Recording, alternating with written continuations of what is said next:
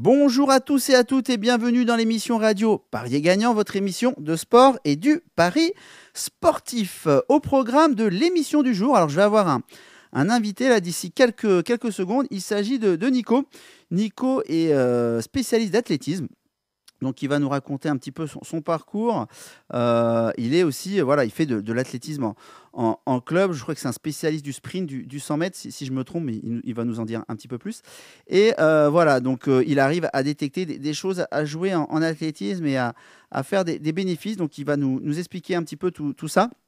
Et puis, on aura, comme d'habitude, l'instant technique, le coaching de Nathan. Nathan qui reste sur une très bonne série. Il a encore passé son pari la semaine dernière, le mien aussi. On va essayer de faire aussi bien cette semaine. Voilà, donc moi j'ai repéré aussi un petit pari qui ne sera pas en Ligue 1, alors que Nathan, lui, il le sera. Voilà, donc on vous réserve tout ça pour la fin d'émission. Allez, sans plus tarder, on va rejoindre Nicolas.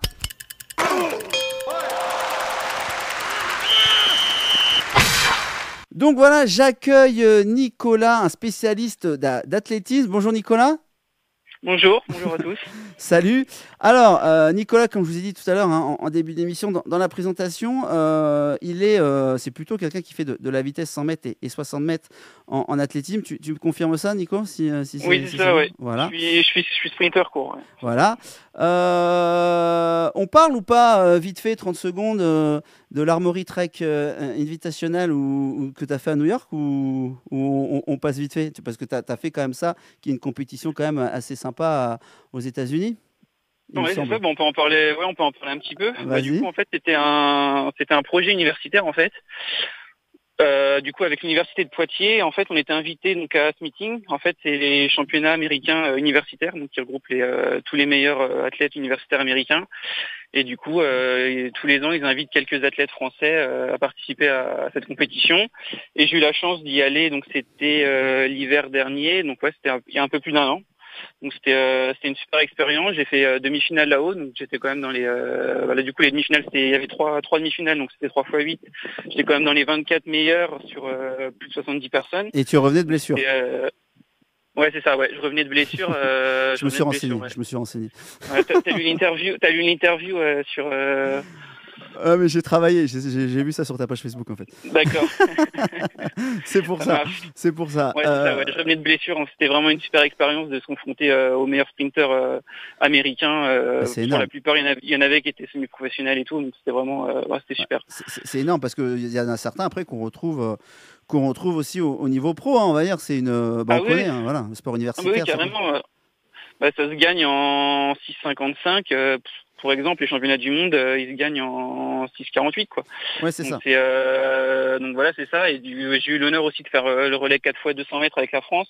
Ouais. Et du coup, j'ai pu courir contre la Jamaïque, les États-Unis, Trinidad et Tobago, toutes les grandes nations du sprint mondial.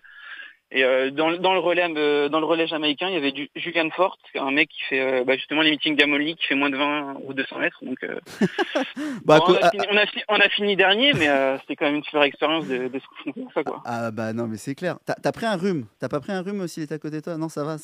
T'as réussi à tenir la distance parce que ça va être impressionnant d'avoir quelqu'un comme ça qui court à cette allure, quoi. Même si toi tu fais déjà des super performances, voilà, ça t'a fait quoi? Déjà, on va dire dans le terrain d'échauffement, déjà tu vois les mecs, c'est des monstres. Enfin, c'est un autre niveau, quoi. Déjà, tu sais à qui t'as affaire. Après, au relais, j'étais dernier relayeur, donc j'ai pris le témoin en dernière position. J'ai fini dernier. J'ai essayé de rattraper. On avait un petit peu de retard. On a fini 2-3 secondes derrière. Ouais. Mais bon, donc, c'est vraiment un grand moment pour toi, je pense. Pas mal de souvenirs. Et aujourd'hui, tu fais toujours de la compète ou... Ouais, je fais toujours de la compète. Après, maintenant, c'est un peu plus compliqué parce que maintenant, je suis salarié. Ouais. Donc, j'ai un peu moins de temps, on va dire, pour m'entraîner. Mais oui, je fais toujours de la compète. L'année dernière, j'ai fini 7e au championnat national sur 100 mètres. Ah ouais, quand même, sympa. En 10,56. Et du coup, là, je suis salarié depuis cette année, donc c'est un peu plus compliqué de m'entraîner. En plus, là, j'ai mon projet de Paris Pro qui me prend pas mal de temps. D'accord. Puis j'ai ma copine aussi à... Je garde un peu du temps pour ma copine. Ça prend du temps aussi. Ouais, du coup, je m'entraîne un peu moins que les années précédentes, mais je continue à me faire plaisir, on va dire. Ah bah tu as raison. Et qui avait devant toi l'année dernière sur la finale nationale? C'est pas des mecs hyper connus. D'accord. En fait, t'as les élites où t'as les 16 meilleurs français, avec Jimmy Vico, Christophe Lemaître. Ça, c'est vraiment quasiment, on va dire, les professionnels, les mecs qui sont très à l'INSEP. Okay. Et après, du coup, tu as la deuxième division, on va dire, les nationaux, la Ligue 2, un peu, on va dire ça comme ça. Okay. Où là, c'est des mecs entre 10-40 et 10-60, 10-60, quoi. Donc, en fait, si je calcule bien, t'étais dans les 30 meilleurs français. Ouais, voilà, c'est ça. C'est ça, ouais, t'as du 1 à 16 qui fait les élites, et en gros du 16 au 32 qui fait les nationaux. Bah écoute, pour résumer. Félicitations. c'est quand même, avoir quelqu'un qui est dans les 30 meilleurs français dans sa catégorie, on va dire, c'est pas forcément tous les jours. Donc aujourd'hui, parce que bon, c'est quand même l'émission, on parle de sport, mais aussi forcément de paris sportifs. Alors, comment, depuis quand et pourquoi tu es venu au paris sportif? Comment? Enfin, voilà, je te laisse un petit peu expliquer ton histoire par rapport au paris sportif. Ça marche. Bah du coup, on va dire c'était un peu par hasard. J'avais 2-3 potes qui jouaient au paris sportif et du coup, moi ça me faisait, on va dire, un peu peur entre guillemets au départ parce que c'était, on va dire, tout ce qui était jeu d'argent, etc. Je me disais c'est compliqué de gagner de l'argent avec ça. J'avais un peu des a priori, on va dire, et du coup, j'ai vu, au bout d'un moment, je me suis quand même intéressé. J'ai essayé de regarder un peu les cotes. D'accord. Voir comment ça se passait, me renseigner un peu. Du coup, j'ai commencé à faire, on va dire, des paris virtuels. En fait, je me suis fait un fichier Excel en faisant des paris, sans mettre d'argent. En fait, je me disais, par exemple, là, je mets 10 euros sur ce pari, 20 euros sur ce pari, et pour essayer de voir si à terme, entre guillemets, j'étais rentable. Et du coup, j'ai fait ça pendant presque 6 mois et j'ai vu que j'arrivais à gagner un petit peu d'argent. Okay. Donc je me suis dit, écoute, pourquoi pas. Du coup, j'avais un pote de ma promo quand j'étais en classe prépa expertise comptable qui faisait des paris sportifs. Et donc du coup, on a parlé et il m'a dit qu'il avait déjà une page de paris sportifs et que du coup, s'il voulait, je pouvais le rejoindre et voir ce qu'on pouvait faire, quoi. Donc du coup, je l'ai rejoint il y a à peu près, on va dire, 1 an et demi. Ok. Et du coup, en 2016, il y avait pas mal d'événements sportifs en France. Il y avait plein de trucs. T'avais tous les grands chelems de tennis, les championnats d'Europe d'athlètes, t'avais les JO, championnat d'Europe de foot, championnat d'Europe de foot 2016. Du coup, il y avait les grands tours cyclistes. Et du coup, on a décidé de créer, on va dire, des petits groupes comme ça pour parier sur les différents événements, avec un bilan bien sûr. Et du coup, on a eu des bons résultats, ce qui fait que on a décidé de créer un groupe entre guillemets un peu VIP en septembre sur vraiment les paris multisports. D'accord. Et du coup, le groupe continue. Et du coup, là, cette année, je me suis dit, vu mes résultats de l'athlé, parce que l'année dernière, on a fait vraiment des gros résultats en athlé. Je me suis dit, pourquoi pas créer une page d'athlé pour partager ma passion, parce que c'est vrai que c'est un sport méconnu et où certainement, moi l'année dernière j'ai vu des codes, j'étais sur le cul, quoi. T'avais une meuf qui était invaincue depuis presque 50 concours, elle avait une cote à 1,60 alors que la cote elle devait être à 1,10. Ouais. Donc erreur de cotation. Voilà, il y avait quelques trucs comme ça qui me sautaient aux yeux et ils t'ont payé d'ailleurs. Ils t'ont Pardon? payé, c'était une cote à 1,60 qui était hors marché parce que c'était un 0. Ils t'ont payé, donc ça c'est une bonne nouvelle. Oui, c'était une cote sur PMU et okay. En fait les cotes sur PMU avant les JO sont sorties vraiment tôt. Elles ont dû sortir 1 mois à l'avance. Et du coup, quand j'ai vu ça, je me suis dit, mais c'est une blague, 60. Et au final, tous les autres books, ils ont sorti la cote à 1,10, et quand les autres books ont sorti la cote à 1,10, ils ont mis la cote à 1,10, quoi. T'es comme moi, t'aimes bien faire tes courses en amont parce que tous les parieurs, on va dire, la masse des parieurs, ils font leurs paris 48 heures avant. Mais voilà, le fait d'anticiper aussi, quand des bookmakers sortent des cotes un peu tôt, ils peuvent se tromper parce que s'ils sont les premiers sur le marché et qu'ils ne sont pas forcément très spécialistes. Il faut savoir que PMU, en fait, c'est les cotes de Paddy Power. Ils fonctionnent avec eux en fait. Donc tu n'as qu'à regarder. Le problème, c'est que Paddy Power n'est pas accessible de France, mais tu n'as qu'à regarder sur des comparateurs de codes. Tu verras toujours que les Paddy Power a les mêmes codes que PMU. Bien sûr, après, avec la taxe française. Mais voilà, c'est juste une indication. Alors, je voulais juste revenir. Toi, tu as eu, pour tous les auditeurs qui nous écoutent, tous les parieurs en herbe, les initiés et les confirmés, mais ça intéresse plutôt les débutants. En fait, Nico a eu la bonne stratégie. Il vous l'a dit, il a parié à blanc. Voilà, c'est comme ça que j'appelle ça, parier à blanc. Pour voir un petit peu si au niveau de vos analyses, vous tenez la route et si vous pourrez dégager de l'argent. Donc, c'est tout à fait cette stratégie-là qu'il faut faire, mais peu importe le sport. Hein. Bon, là, lui, il a pris l'athlétisme. Après, l'athlétisme, attention, il n'y en a pas de janvier à décembre. Tout à l'heure, on va y revenir. Mais par exemple, il y a la Ligue de Diamants qui, en fait, s'étale de mai à septembre. Voilà. Après, il y a des coupures. Mais bon, en tout cas, tu avais combien de paris à blanc quand tu t'es décidé à parier vraiment de l'argent? Ça, je l'ai fait vraiment en multisport. Ah oui, d'accord. Tu n'avais pas que l'athlétisme? Je l'ai fait vraiment en multi. Non, au début, j'ai vraiment fait multisport parce que justement, il n'y avait pas de saison d'athlète. D'accord. Je l'ai fait en multisport et du coup, mon pote, vu qu'il faisait du multisport, je l'ai rejoint et après, je l'ai fait en athlète. Ok. Du coup, j'ai dû le faire sur, je sais pas, il y avait 300, 400 paris facilement. Ouais. Ok. Je l'ai fait sur 6 mois, donc ouais. Après, j'ai arrosé un peu parce que j'étais un peu plus jeune, mais. Oui, voilà. Quand t'es plus jeune, ouais, t'as du mal à pas jouer tous les jours entre guillemets. J'aime bien le terme arrosé. C'est un peu ça. Ouais. C'est un peu ça. Mais en tout cas, et puis je pense que dans tes paris à blanc, tu as vu que l'athlétisme, tu avais un meilleur rendement que peut-être le reste. Donc tu t'es dit, on y va. Et puis c'est un peu logique d'avoir un meilleur rendement en athlétisme. On appelle ça plutôt un sport de niche. Et puis les bookmakers, je peux vous dire que l'athlétisme, ils sont pas forcément calés. J'avais fait une vidéo dernièrement, non, il y a quelques temps, mais qu'on peut retrouver. C'était pourquoi il est plus difficile pour un bookmaker de sortir des paris sur des sports à chrono.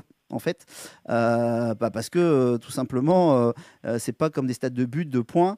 L'algorithme, il n'est pas aussi efficace que sur des sports collectifs comme basket, rugby, etc. Et en plus, ils ont du mal à détecter des bons juniors qui vont monter, qui n'ont pas encore fait vraiment de perf. C'est pas à toi que je vais apprendre ça, mais il y a aussi des pics de forme. Voilà, donc des mecs qui vont faire pas forcément des super chronos avec des grands championnats. Le pic de forme, il va arriver pendant le grand championnat. Alors, même pas pendant la première série, peut-être pendant la demi et la finale. Et donc, des fois, moi, quand je joue aussi sur l'athlé, j'arrive à prendre des super cotes de gars qui n'ont pas fait des super séries, mais je sais qu'ils n'ont pas tout donné, tu vois. Et quand tu regardes les courses, tu le vois. C'est vrai qu'il y a des gros coups à faire là-dessus entre les séries et les finales. Mais après, faut réussir à, entre guillemets, à avoir l'œil. À voir les courses, ouais, c'est ça. Ouais, voir les courses. Enfin, moi, j'ai du coup avec mon vécu d'athlète, j'ai aussi des diplômes de coach et j'arrive à voir si le gars s'est réservé, si c'est pas réservé.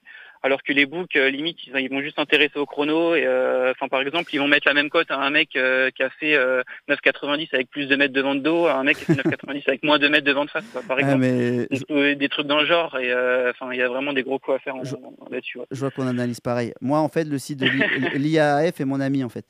Parce que c'est marqué tout le vent et tout ça. Et c'est vrai que voilà, je prends effectivement ça en compte, alors que les bookmakers le prennent pas forcément. C'est pour ça que l'athlétisme, j'aime bien aussi parier dessus. Alors en France, voilà, vous avez les traditionnels Bocargel. Donc il y a quoi, PMU, Winamax, Bwin, Paris en sport. Voilà les books où vous pouvez faire des paris, BetClick.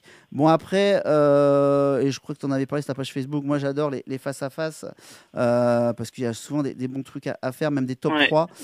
Mais bon, les cotes elles sont souvent, si je peux me parler l'expression, assez dégueulasses en argel. Le problème c'est rare d'avoir des coups comme 1,60 alors que ça vaut du 1,05. Mais bon, après, on essaye de faire ce qu'on peut. Voilà. Je sais pas ce que tu en penses, toi, mais on doit avoir le même avis, à mon avis. Ouais, c'est vrai que j'ai commencé, moi, au début en argel. Donc, l'année dernière, j'ai fait, en fait, dans mon groupe privé, je propose tout en argel. Avant, je proposais tout en argel et encore dans mon groupe privé avec mon pote, on propose tout en argel. Mais c'est vrai que ça n'a rien à voir. On est d'accord. Ça n'a rien à voir les cotes. Et déjà, le choix des paris est beaucoup, beaucoup plus faible. Et les cotes. C'est ça. Ouais.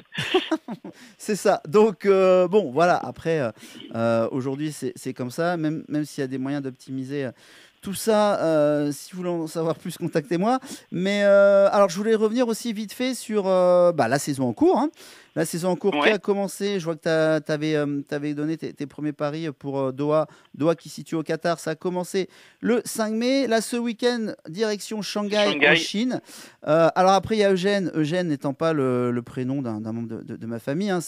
Eugène, c'est aux USA. C'est une ville. C'est, on va dire, un peu la Mecque, un peu d'athlétisme aux USA. Enfin, c'est un peu ça. Ouais, c'est ça. Il y a le siège de Nike là-haut. Voilà. Et c'est vraiment... l'année dernière, ça a été le plus gros meeting de l'année où il y a vraiment tous les athlètes. Souvent, on va dire, ça lance vraiment la saison d'athlètes. C'est ça. C'est 27 mai. Après, bon, je vais pas vous donner tous les dates, mais il y a Rome. Je vais vous donner les villes. Il y a Rome, Oslo, Stockholm, Paris. Donc ceux qui ont la chance de pouvoir y assister, c'est toujours sympa d'aller voir comme ça de l'athlétisme. Il y a plein d'épreuves. Enfin, voilà, c'est assez sympa. Lausanne, Londres. Alors Rabat au Maroc après. Monaco. Donc ceux qui ont la chance d'être dans le sud de la France, c'est aussi sympa le meeting de Monaco. Birmingham, Zurich. Ah non, Birmingham. Et après il y a les finales. Cette année, c'est un peu changé de format à Zurich et Bruxelles. Donc, toi, est-ce que ça va changer aujourd'hui, tu crois, la physionomie de la Ligue de Diamant dans son nouveau format? Est-ce que ça change grand-chose? Ça peut changer un peu dans la mesure où, en fait, avant l'année dernière, c'était vraiment un classement général, on va dire un peu comme en Formule 1 sur plusieurs épreuves. Et donc, du coup, tu avais des athlètes qui, je vais pas dire qui on va dire, ils se privilégiaient, ils essayaient d'avoir un pic de forme tout au long de l'année, entre guillemets. Ouais. Pour essayer d'être performant toute l'année, quitte à négliger un peu les championnats du monde. Là, du coup, ils vont pouvoir, entre guillemets, vraiment se préparer pour les championnats du monde et les grandes finales. Et du coup, sur les premiers meetings, pas forcément avoir un gros pic de forme. Ok, c'est vrai que moi, je tiens compte aussi. Souvent, dans les championnats du monde, il y a des athlètes qui arrivent cramés. Voilà, on le voit. C'est ça. Ils sont cramés et les boules n'anticipent pas non plus. Donc, si vous avez l'œil, vous pouvez aussi avoir de bonnes cotes. Je ne sais pas ce que tu en penses, mais... oui, c'est exactement ça. Parce qu'en fait, pour les athlètes, c'est un sport où, on va dire, tu n'es pas forcément bien payé par rapport à d'autres sports collectifs. C'est sûr. Et en gros, leur gagne-pain, c'est les meetings de diamant. Ouais. Donc, tu as des athlètes, ils vont vraiment chercher l'argent. Donc, ils privilégient les meetings de diamant. Et après, les championnats du monde, on arrive cramé, c'est pas grave, on arrive cramé. C'est ça. En fait, c'est les 12 meilleurs athlètes par discipline qui iront voilà. aux deux finales, en fait, c'est ça, à Zurich et à Bruxelles. C'est ça. Donc en fait, même des mecs super forts, ils sont pas obligés de faire tous les meetings ou ils peuvent arriver à des meetings un peu fatigués, finir troisième, prendre des points et finir dans les 12 et participer à la finale. Alors ça, ce sera intéressant. Bon, voilà, mais je pense que toi tu le sais, mes petites astuces pour les auditeurs, de voir par exemple à Birmingham, par exemple, ou à Monaco, ce sera les deux derniers meetings. Il y a peut-être des coureurs qui seront à la limite de passer dans les 12 et donc qui vont essayer de tout donner, ou alors d'autres qui sont sûrs d'y être dans les 12 et qui vont relâcher sur ces deux meetings-là. Et ça, je pense que ce sera à prendre en compte. Donc à voir s'il n'y a pas des bons coups à faire et que les books ne vont pas forcément prendre ça en compte parce qu'ils vont regarder que les chronos. T'es d'accord ou pas là-dessus? Oui, clairement. Ouais. Oui, carrément. Ouais. Alors, pour conclure, je voulais juste faire parler, je pense que tu la connais dans ce milieu-là, et si je pouvais faire un pari, parce que ça existe chez les bookmakers anglais, où je leur demande, comment j'allais dire, de prendre un pari dans 6 ans. Est-ce que prendre un pari dans 6 ans? Ouais, je t'explique lequel, tu me diras ce que tu en penses, suivant la cote qu'ils me donneraient. Ce serait Brianna Linston, championne du monde sur 200 mètres. Tu vois de qui je parle ou pas? Tu sais, c'est la petite pépite. J'ai pas très bien entendu. Brianna Linston, la petite pépite jamaïcaine qui a. Ah oui. Donc, pour ceux qui suivent pas, je vous mettrai le lien de sa course. Vous allez voir, c'est phénoménal. Elle vient de battre le record du monde de sa catégorie, 12 ans, hein, d'accord. Elle a fait, pour ceux qui connaissent un peu l'athlète, 200 mètres en 23 secondes 46. Bon, c'est honnête. Il doit y avoir les 3 Françaises seniors qui doivent faire ça. Ouais, mais c'est ça. Alors que le président record est à 24 secondes. Et attention, pour vous donner un peu elle a 12 ans. Hein. Elle n'est qu'à 2 secondes seulement du record de monde de Florence Griffith-Joyner au JO de Séoul en 88 en 21h34. Donc je vous donne l'info. Moi, avec mes contacts, je vais essayer de voir si je peux prendre ce pari-là à Londres. S'ils me font, je sais pas quelle cote, on verra bien. Brianna Linston, un jour championne du monde du 200 100 mètres. J'ai hâte de voir la cote qu'ils peuvent me proposer. Parce qu'en fait, on peut faire des demandes comme ça, pour ceux qui ne savent pas, au book anglais, surtout en boutique. À Londres, c'est possible, à Dublin aussi, enfin voilà, dans les pays anglo-saxons. Et j'ai vraiment hâte de voir ce qui va se passer. Et il y a une histoire comme ça, je ne sais plus quel joueur, je crois que c'est Vardy.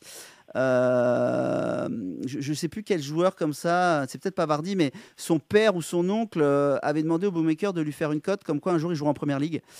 Et voilà, et ça s'est passé, donc il a gagné son pari. La cote, elle était monstrueuse. Bon voilà, c'était un petit clin d'œil. Je ne sais pas si tu avais vu la course, mais en tout cas, sous le podcast, si, j'ai vu la course, ouais. Sous le podcast, je remettrai le lien pour ceux qui l'ont pas vu. Alors vous allez voir, il y a quasiment 50 mètres d'écart entre elle et les autres sur la ligne d'arrivée, et elle a une foulée. Enfin, c'est assez, c'est magnifique à regarder comme course. Voilà, Nico, je vais te laisser le mot de la fin. Donc, est-ce que parce que tu ne l'as pas dit, est-ce que c'est quoi ta page où on peut suivre en fait tes analyses?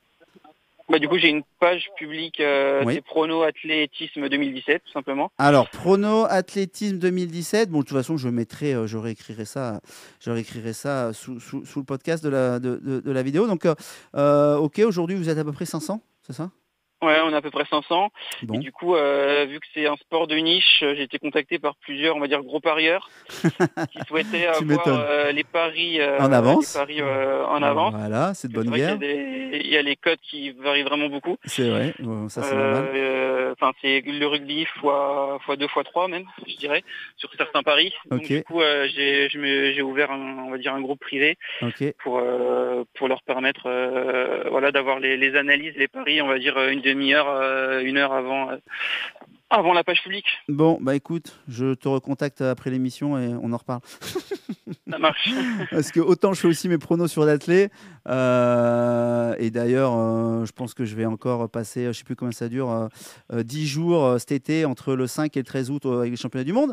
Voilà, comme je fais pour les JO et tout ça. Bref, j'en loupe pas une miette et je fais toujours des choses intéressantes. Mais voilà, autant je suis un petit peu moins la Ligue de Diamant, parce que j'ai déjà assez à faire avec avec pas mal de sports à côté et tout. Mais bon, je te recontacterai. On verra qu'est-ce qu'on peut faire, ça m'intéresse aussi. Mais en tout cas, voilà, pour ceux qui veulent voir comment Nico analyse, voilà, il a une page publique, vous voyez, il met les paris. C'est vraiment, on sent l'œil de l'expert, donc je trouve que c'est toujours intéressant d'avoir comme ça des spécialistes dans un sport et voir un petit peu comment ils fonctionnent. Moi aussi, je vous ai donné 2-3 astuces de comment je fonctionne en athlétisme. En ayant été coteur chez un bookmaker, je sais qu'ils ont des lacunes en athlétisme. C'est aussi pour ça que je fais de temps en temps des paris là-dessus. Je vous rappelle, ma plus grosse cote en athlétisme, c'est la cote à 100. Lors du relais des Jeux Olympiques de Londres, où j'avais parié une cote à 100 sur le relais 4x400 mètres des Bahamas. Voilà, énorme, dernière ligne droite. Enfin, voilà, c'est toujours l'exemple que je redis, c'est mon exemple le plus flagrant en athlétisme. Voilà. Donc, c'était assez énorme la dernière ligne droite. Et je ne sais plus contre quel Américain c'était, mais c'était le plus vieux des Américains, parce qu'il avait remplacé... je ne sais pas si toi, tu t'en rappelles. Je ne sais plus. Je me rappelle de cette course, mais je ne me rappelle plus qui courait. Ouais. Et c'était une conne à 100 pour les Bahamas que j'avais anticipé lors de la blessure du meilleur athlète.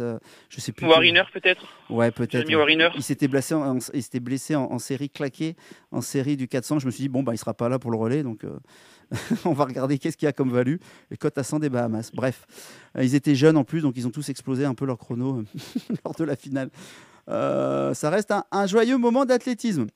Toi aussi, tu dois sûrement en avoir des choses comme ça en athlétisme. Et je vous laisserai poser la question à Nico sur sa page Facebook. Voilà, il vous répondra. C'est quoi ses plus gros coups en athlé? Ok, je te laisserai répondre à tout ça.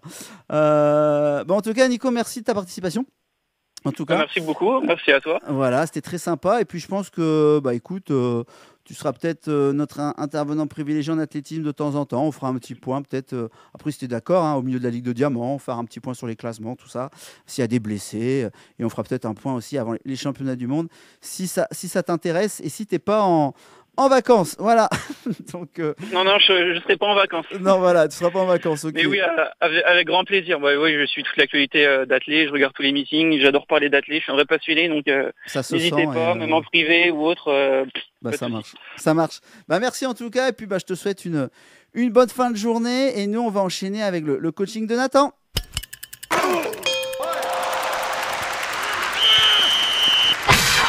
Allez, on enchaîne avec le coaching de Nathan. Bonjour Nathan. Bonjour à toutes et à tous. On va aller assez vite parce qu'on a resté pas mal de temps avec Nico. Donc Nathan, déjà félicitations pour ton pari de la semaine dernière. Merci. Qui était Nancy, AS Monaco. Monaco a gagné. Monaco a gagné. Bon, voilà, tu continues ta série. Je sais plus à combien on est, mais c'est vraiment pas mal. D'ailleurs, on a certains qui me disent bravo et tout pour les pronos. Donc, je dis merci. Je tenais à te le dire. Est-ce que mon coaching sert toujours à quelque chose? J'en sais rien. Non, on va voir. Bien sûr. Donc, vas-y, c'est quel match là?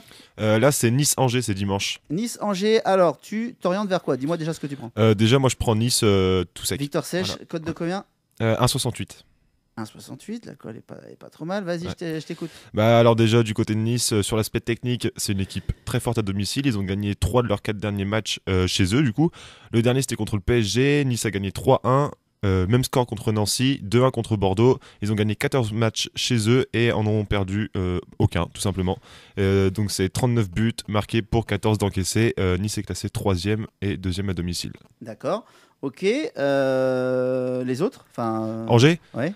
Pour Angers, c'est beaucoup moins beau, on va dire. Ils sont 14e du classement. Leur position, elle n'est pas très agréable, mais arrivant en fin de saison, comme là, c'est une équipe qui n'a pas d'enjeu particulier dans le championnat, à savoir que sur leurs 6 derniers matchs, ils en ont gagné un seul à l'extérieur. Ça donne un match nul et 3 défaites. 4 matchs gagnés en tout. 12 de perdus, donc là je parle toujours à l'extérieur, hein. 15 buts marqués pour 32 encaissés. D'accord. C'est pas le même quota que pour Nice. Pour ce que ça vaut, l'équipe d'Angers rencontre le PSG le 27 mai au Parc des Princes pour la finale de la Coupe de France. Donc c'est dans un peu de temps, mais à mon avis, ils ont pas mal la tête à ça. Ouais, je pense. C'est peut-être un enjeu à prendre au sérieux en fin de compte, vu que le championnat, ils vont peut-être pas bouger plus que ça à la 14e place. Ils ont une place plutôt fixe. Donc voilà, peut-être qu'ils ont plus la tête à la Coupe de France. Et pour terminer, je dirais... il y a le défenseur Matteo Pavlovic qui est toujours suspendu suite à un tacle dangereux contre l'OL. On s'en souvient pour ceux qui ont regardé. Voilà, c'est son dernier match de suspension ce week-end. D'accord. Et côté Nice, tout ça, les blessés, non, il n'y en a pas? Non, rien de spécial. À part les blessés de longue date qu'on connaît. D'accord. Bon, je vais faire l'avocat du diable. Ce qui m'embête, c'est que Nice n'a plus rien à jouer en championnat. Ils ne peuvent plus faire mieux que 3 et être moins bien que 3. Donc, est-ce qu'il n'y aura pas un relâchement? C'est ma question. D'accord. Je vous pose des questions qui peuvent fâcher. Angers, je serai joueur d'Angers. J'ai pas du tout envie de me péter la jambe avant la finale qui a lieu dans une vingtaine de jours. Donc, effectivement, là, je relâcherai un peu le pied, ce qui explique en fait peut-être des mauvais résultats. Bon, en même temps, voilà, faut qu'ils envoient quand même un peu de bois parce que sinon, l'entraîneur va dire mais vous foutez quoi là? Donc, ils peuvent les mettre sur le banc. Voilà, j'ai juste ça que Nice, c'est son premier match où ils n'ont plus rien à jouer. Est-ce qu'il n'y aura pas une décompression? D'accord. De là à dire qu'Angers va aller gagner à Nice, je pense pas. Mais le petit match nul qui fait perdre les gens qui prennent des victoires sèches, peut-être. Le problème, c'est la cote à 1,68 et match nul remboursé, à mon avis, la cote elle est assez basse. T'avais regardé? Non, j'ai pas du tout regardé. Là, ça doit être une cote à 1,20, quoi, un truc comme ça, à mon avis. Sachant qu'une cote à 2, généralement, vous avez du 1,45, 1,40. Donc, bref, voilà. Écoute, c'est ton pari. On verra bien. Je te dis, ce qui m'embête, c'est la décompression de Nice. Donc après, à chacun de juger. Mais bon, pour l'instant, tu es sur une bonne série. Est-ce qu'elle va continuer? J'en sais rien. Voilà, mais du 1,68, 1,70, c'est pas mal quand même comme cote. Ceux qui veulent assurer le coup en draw no bet avec peut-être une cote à 1,20 et faire et mettre dans un recombiné. Je pense que c'est la meilleure solution parce qu'ils voudront sûrement rester invaincus Nice, donc s'ils perdent 1-0 et qu'il reste un quart d'heure, ils vont pousser comme des morts de faim pour essayer de revenir. Voilà mon analyse. Moi, je vais pas en Ligue 1, rien ne m'inspire en fait, tu vois, donc j'ai jeté mon dévolu sur la Liga. Je vais à Alaves et en fait je rejoue pareil contre la semaine dernière où je vous avais dit Malaga contre Celta Vigo. Malaga a gagné 3-0. C'est un peu le scénario prévu. Je reprends les mêmes et je recommence, mais seulement c'est Alaves contre Celta Vigo. Alaves à domicile, c'est 16 buts marqués, 20 encaissés. Pour 6 victoires, 8 nuls, 4 défaites. Vigo à l'extérieur, c'est 22 buts marqués pour 34 encaissés. Pour 4 victoires, 4 nuls, 10 défaites. La forme du moment d'Alaves, ils sont 5e sur les 5 derniers matchs, 8 buts marqués, 3 encaissés. Vigo, forme du moment, 17e, 4 buts marqués, 9 encaissés. Donc on voit, c'est totalement opposé. Pour moi, Vigo, ce sera le 10e match en un mois. Alaves, le 6e match en un mois. Donc déjà, état de fraîcheur pour Alaves. Donc moi, je m'oriente sur Alaves Draw No Bet à une cote de 1,3. Je pourrais prendre un Alaves en sec pour les plus téméraires. Pourquoi ? Parce que je pense que Celta Vigo, qui joue à Manchester United jeudi, ils vont avoir 3 jours de repos. Qui gagnent ou qui perdent, ils vont être rincés. Et je ne suis pas sûr que l'entraîneur remette à nouveau les titulaires. Il va plutôt mettre l'équipe B. Pourquoi ? Parce que 3 jours après, il y a le match de gala. Alaves contre Celta Vigo, contre Real de Madrid, et je pense qu'il va absolument mettre ses titulaires pour Real de Madrid. Donc pour moi, il va en faire souffler une bonne partie ce week-end. Donc voilà mon analyse. Vous voyez que c'est assez complet. Est-ce que je vous ai convaincu ? Je ne sais pas. Ce sera à vous de me le dire. Donc vous pouvez me retrouver sur mon blog www.pariesgagnant.com en podcast. Et voilà, je vous dis à la semaine prochaine. On est speed en fin d'émission parce que on a un timing à respecter. Encore merci à Nico, merci à Nathan. Merci à toi pour ta participation. Et écoutez, bon pari à tous. Au revoir, à la semaine prochaine.